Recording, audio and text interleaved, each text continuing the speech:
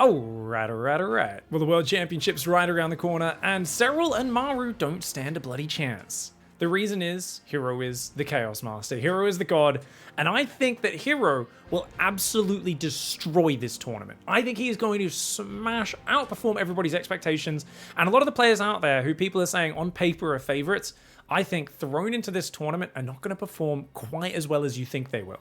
Hero's already been winning at Atlanta, the biggest premier tournament we had this year, got very high in Valencia as well. He obviously broke a 5-year loss streak of Protoss not winning GSL in Korea by beating MARU last year as well. He's been on an absolute tear, defying everyone's expectations. And recently, since the patch came out in the new maps, he has been crushing, winning every single Asia Korean Weekly EBT Cup. He's beating everybody that comes his way consistently. And he's just a force to be reckoned with. Now, obviously, there's some obstacles for him, right? People are like, oh, wait, hold on, Pig. There is one guy that's been smashing him repeatedly. And I'm like, okay, yes, there is. His name's Beyond. Beyond has been destroying Hero.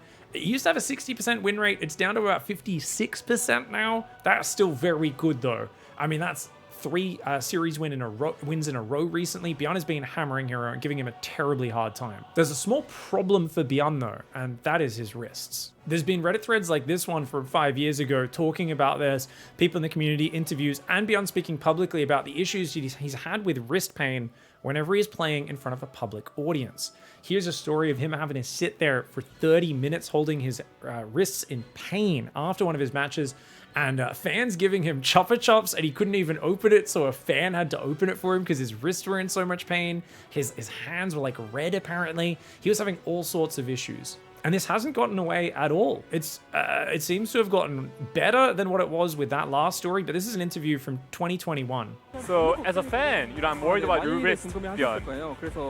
Yes, a lot of the fans have asked me about this. So I did go to the hospital which specializes in wrist pain. 신체적인 문제가 없는 건 아니지만은 제가 이제 경기장에서 내는 저림 현상은 신체적인 문제랑 관련이 없다고 하더라고요. The shaking of my wrist isn't really related to my body structure or something. So it feels like the doctors are saying that it's related to my psychology. He goes on to say that Shopify Rebellion are helping him with psychological support as well. I believe inferring that he was getting some sort of like sports psychologist or something to work with him. But despite that, the issue hasn't really resolved itself. Even though we haven't heard as many complaints, we haven't had him having to pause in the middle of games as much this past year, as he did in previous years. It's still been a very real problem. At Pigfest, he constantly asked to have his camera turned off because he said whenever his camera is on, his wrists were in a lot of pain. Of course, we made him pay for that by bringing the puppy out on camera for his interviews afterwards. But he basically just has this thing where whenever he's on camera, he tightens up too much, gets way too tense, and it inflames his wrists and becomes very painful. And you can see this in his results. Beyond might be the scariest player in a head-to-head against Hero online, but you bring him to LAN, you look at the results. Valencia, he lost to Neeb, Uthermal, and Bunny rather decisively. And he lost 0-3 to Zaun, not really looking like himself when he was playing at Atlanta as well. So these performances, he was just getting eliminated way earlier than you'd expect, and him even getting to an elimination match against Hero, let alone beating him, seems like an impossibility unless Beyond can somehow sort out this wrist issue. Alright, so I'm sure some of you are saying, so what? It's Beyond. He hasn't performed on LAN in a couple of years because of this issue. We know. What about Reyna, Pig? Reyna is a world championship player who's beaten Hero many, many times over the years. Small problem, guys. Reyna's been playing Protoss for about half of this last year. He is a very exciting series. I mean, don't get me wrong, he gave us some of the most exciting series, fun games, and this whole story of can a pro become a top player with another race. This here was the finals versus Dark, which he ended up losing this final map, very close map, 4-3. You know what's crazy about it is he still claims he didn't lose Protoss vs Zerg because they went 3 wins and 3 losses each in Protoss vs Zerg, but he played Zerg one game and he lost that map. So he still maintains, well, if I didn't pick Zerg, I think I would have beaten Dark in that series. Obviously, Reyna kind of joking, being a bit cocky. He gave us great games. The problem is this distraction with Protoss, also traveling a lot since COVID, did lead to some big problems for Reyna, where he didn't live up to his own expectations. Oh, by the way, it was awesome that he did get to rank 30 as Protoss in the world. That's super sick, and I think he could have gotten much higher if he stuck with it as well, but I don't know if he's going to give it another go. I would say the big problem came when he went to GSL to perform in Korea, and Reina was asked to commit to one race, whereas he'd been swapping between Protoss and Zerg, which most tournaments let him do willy-nilly, which is why he was repeatedly beating Solar in tournaments like Home Story Cup, as well as Valencia in the group stage. He was smashing players by picking back and forth between the races. GSL asked him to lock in one race, he picked Zerg, and he got smashed by Bunny and Dongregu, really underperformed, didn't look like himself, and a lot of players were saying, hey, look, you're playing so many tournaments, you didn't seem to hide any builds leading into GSL, half the time you're playing Protoss, half the time you're playing Zerg, and people started to really doubt his commitment. No one could argue, though, that he was gutted after this result. You could see he said he's leaving Korea after possibly one of the biggest disappointments of my career.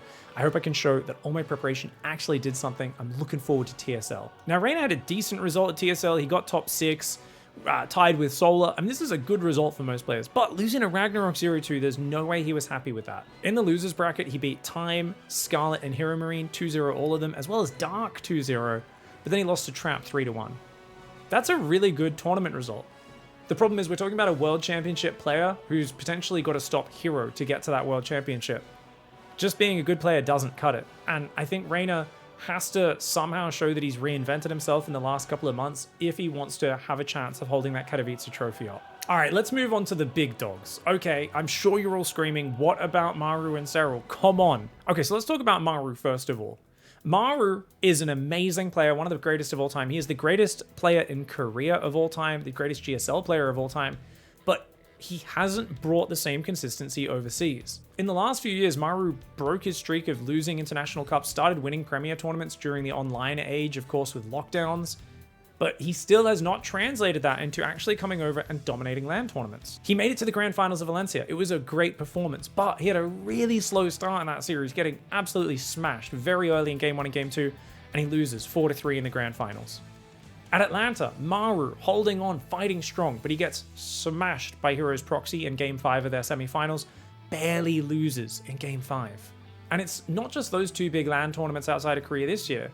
Let's go back and look at Katowice. Let's go all the way back to 2018, where he lost 3-2 to Rogue in the semifinals. In 2019, he actually was eliminated in the group stage in the top 16, losing to Lenok, Neeb, and Trap. An absolute disaster for his performance there. 2020, he lost yet again in the semifinals to Rogue 3-2. 2021, he got top 4 yet again, losing 3-2 to Reina this time. And last year, he got top 8, losing to SERRAL 3-1 in the round of 8. These are all really good performances. MARU's clearly a god of StarCraft, but you can see there is a pattern of him falling just a little bit short. And I do still feel that performing overseas, he's just not as comfortable as he is at home in Korea Online or playing in that GSL studio. And even though you can see him, I would say, you look at the stats, he beats Hero more often than he loses to him, but that's in Korea. If you take it just their overseas stats at these international events, and Hero is a player who steps up in performance and looks more confident. Whereas it feels like MARU stiffens up a little bit and he's just lacking that tiny little bit of killer instinct that he really needs to become a world champion. All right, let's talk about the big dog, the world champion himself, SERRAL. He's the reigning Katowice champion. How the hell can I rate Hero higher than SERRAL in this? Am I a madman? Am I just pulling fluff out of me butt? Well, no, not really. Don't get me wrong, SERRAL had a pretty good 2022. After winning Katowice at the start of the year, he ended up getting eliminated early in Valencia, took some time off after getting eliminated in the regionals, for Valencia. He took time off, didn't go to Valencia, came back with a passion and a vengeance, won Home Story Cup, won TSL 9, but then he did struggle a little bit, barely losing to Clem and Reina in the EU regionals for Atlanta, and then losing to Bunny in the top 4. Good performances, but not god tier. He also got eliminated top 6 at Home Story Cup, and I think this was a little bit of a surprise because if he could have kept that streak going from Home Story and TSL, that would have been really good for him. But of course, Beyond actually managed to beat him at LAN. That is, by the way, the one good evidence for Beyond maybe being able to solve those wrist issues. We can see if he could do that again. But then he lost to Zaun as well. And Beyond and Zaun, these are two players where I think a lot of the fans would say they would never expect either of those names to beat SERRAL at a LAN tournament. At the end of the day, SERRAL's just looking a little bit more mortal than he's looked in a long time. Not only losing those series, he's also lost very aggressive games against Bunny at Atlanta when he knew what builds were coming. You could tell he was mentally prepared. He knew immediately what was going on, still died to the push. You don't expect SERRAL to die when he knows what's coming minutes ahead of time. He also got ahead against Clem in the EU regionals in macro games and then just didn't show any killer instinct, and Clem was able to out multitask him and get back in a big macro game. those are, you know, if you're struggling against the aggressive builds and you're struggling in the long macro games, suddenly we say, wait a second, isn't SERRAL meant to be really strong against both of those things? Where is that god tier strength that puts him at that next level, that allows him to win these world championships? I see SERRAL simply not showing any particular one thing like a wrist issue. I simply see him struggling to slog through that bracket. And I actually think he's probably going to beat Hero in the group stage in a best of 3. I just think if they run into each other in the bracket afterwards, Hero's going to play very crazy styles. He's going to play high variance, and SERRAL, on the other hand, is going to be trying to play very safe. And I think if Hero gets ahead in the mental game, he's going to be like extremely greed to the point where he gets way ahead of SERRAL and then extremely all in the next game. And it's going to be so hard for SERRAL to scout and pin him down. I see SERRAL doing things like Overlord speed, obsessively scouting, and then still dying to things anyway because he's just a little bit too stiff in his play, while Hero fast and loose with a smile on his face. We can also talk about Dark. He's always been a beast, but honestly, his ZVPs just looked very uninspired. His ZVT also not looking that special. Lately, he's just been playing very conservative on the new map, the new pool. It almost feels like when you watch him play, Zerg got big nerfs, and that's why it's just not that exciting. He's still doing the same Nidus Queen Ling all-in versus Protoss every 3rd game, every 4th or 5th game, doing the big Ling Bane bust on the 3rd and the natural at about 5 minutes. It's really the same old builds being recycled. Unless Dark's hiding all of his builds, waiting to show them at the World Championship and revolutionizes the meta, Dark's not a big threat. Hero Marine and Bunny are also honorable mentions. These guys are beasts. But you gotta remember, I mean, these maps are big. Hero Marine got to the top 4 of Katowice off aggressive builds. The maps are bigger, those aren't gonna be as strong. Likewise, Bunny wasn't able to beat Hero on the smaller map pool, the one which really favored Bunny's aggressive pushes. We don't have Moondance, Waterfall, Inside Out anymore. So Bunny, really strategically, his TVP is not as good as it was. If he couldn't beat Hero on the previous map pool, I think it's very unlikely he beats him in a best of 5 or a best of 7 on the new patch and the new maps. At the end of the day, Hero is simply the best bet to win Katowice. Everyone else is going to struggle to find consistency. He's going to lean into the randomness and that high variance play where he just is constantly surprising his opponents and going in drastically different directions game to game. I think as he rains down those varied strategies on his opponents, we're going to learn a lot. And I think from him, we're going to see the most just new, fun, different ways to play the game out of any single competitor at Katowice. The hilarious thing for me here is that I think a lot of people have been upset about Protoss balance and complaining about it. And I'm not really commenting on that, but what I am saying is that Hero is, I think, the new MARU. For years, Terran players were upset about balance, but MARU kept winning things, and a lot of Terrans were actually mad at him, feeling like he made their arguments invalid. Earlier, in like early Heart of the Swarm 2014, Zergs were really struggling, and Life was still winning tournaments all the time, and same thing. Zergs like, can you stop winning, dude? What the hell?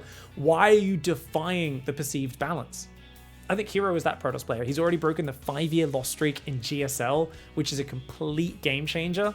And I think he's just going to continue to evolve and level up and show us that whatever the perceived balance, whatever the map pool is meant to favor, Hero blazes his own trail. And at the end of the day, tournament results are based off of skill, killer instinct, and mastery of this just very high skill strategy game. Well, guys, I'm sure some of you think I'm an absolute madman for believing in Hero so strongly. Some of you might agree with me. Some of you might think, what the hell, dude? SERRAL's definitely going to win. Let me know why I'm terribly wrong in the comments, or terribly right. I'd love to hear your discussions and have a little bit of a debate with all of you. I still would, at the end of the day, say that maybe Hero has a 33% chance of winning, 1 in 3, which is way higher than I'd give anybody else, because just getting through the field of opposition and the number of builds people have prepared is so hard for anyone. I would never give a single player over 30, 40%, maybe 40% at the absolute highest to win a world championship. Very hard to give them higher odds than that. But I think it's going to be a lot of fun to talk about it, and I'm going to be traveling off in a few days to commentate the tournament, so I hope to meet some of you there, talk to some of you in the Twitch chat and online, and I hope you enjoy the World Championship. It's going to be a banger. Thanks for watching, everybody. See you in the next one. Goodbye and good night.